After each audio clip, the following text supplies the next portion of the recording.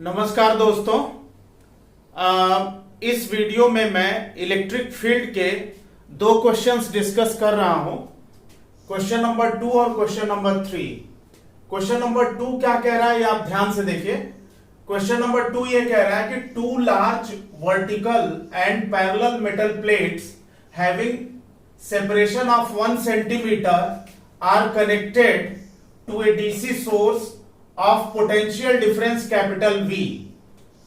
A proton is released at rest midway between two plates. It is found to move at 45 degree to the vertical just after release. Then potential difference capital V is. ये चार options दिए हुए हैं।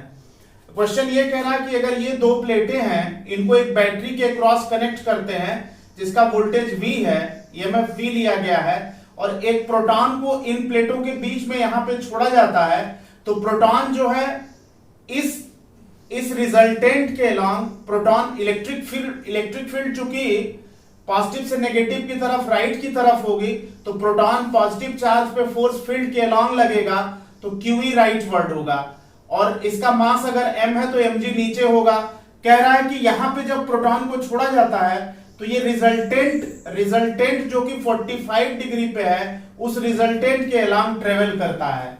ये 45 है तो ये 45 है, ये फोर्स QE लगेगा और ये mg हो गया।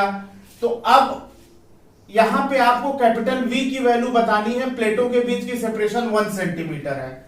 वेक्टर का एक कॉन्सेप्ट आप जानते हैं बेटा कि अगर ये वेक्टर A है, ये वेक्टर B है, दोनों वेक्टर के बीच एंगल थीटा है, ये एंगल अल्फा है और ये रिजल्टेंट वेक्टर है, तो अगर इस साइड के पैरेलल ये साइड भी, अगर ये B वेक्टर है तो ये B वेक्टर है, ये एंगल थीटा है, ये एंगल थीटा है, ये साइड अगर B है तो ये हो जाएगा B cos थीटा, ये हो जाएगा B sin थीटा।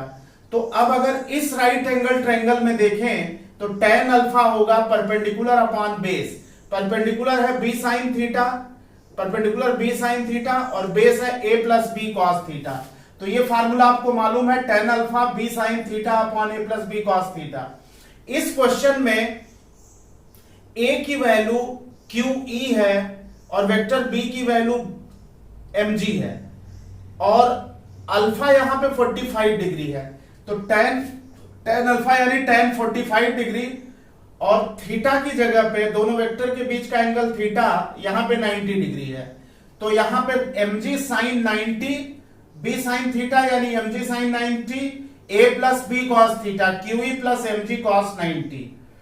sin 90 की वैल्यू 1, tan 45 1 हुआ, sin 90 की वैल्यू 1 हो गई, ये mg हो गया, QE cos 90 की वैल्यू 0। अब क्रॉस मल्टीप्लीकेशन कर दिया तो QE बराबर mg आ गया। अगर QE बराबर mg आ गया, इलेक्ट्रिक फील्ड आप जानते हो पोटेंशियल ग्रेडियंट के बराबर होती है, तो Q is equal to V by D. Potential gradient यहां पे ले लिया, यहां पे पोटेंशियल डिफरेंस V है और प्लेटों के बीच सेपरेशन D है, तो V by D is equal to mg। अब यहां से कैपिटल V निकाला तो ये आ गया mg d upon q।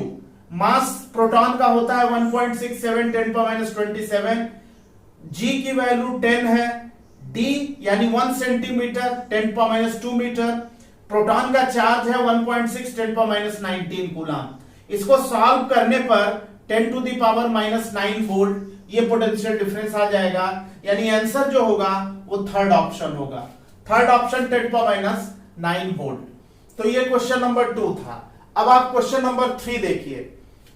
Question number 3 ये है कि ए charge ball of mass 1 gram is suspended by light string in uniform electric field E vector 3I cap plus 5J cap multiplied by 10 to the power 5 Newton per coulomb, so that ball is in equilibrium at theta 37 degree.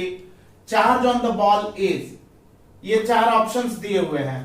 तो ये एक string से attached ये pendulum है, ये ball है, इसका मास m है, चार्ज q है, और इलेक्ट्रिक फील्ड जो है, इलेक्ट्रिक फील्ड इस डायरेक्शन में 3I प्लस 5J है, इंटू 10⁻5 है।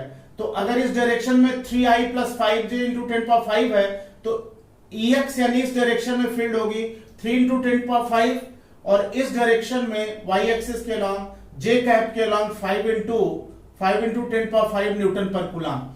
अब अगर इस फील्ड की वजह से इस चार्ज पर फोर्स देखें तो QEx होगा, और इस फील्ड की वजह से इस चार्ज पे फोर्स देखें QEy होगा।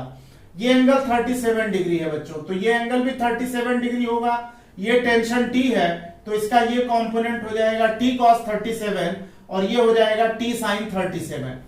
अब इक्विलिब्रियम की कंडीशन में, इस बॉल के इक्विलिब्रियम की कंडीशन में T cos 37 हो जाएगा mg माइनस QEy, यानी this plus this is equal to mg, तो T cos 37 आ जाएगा mg माइनस QEy, और T sin 37 आ जाएगा QEx, T sin 37 आ जाएगा QEx।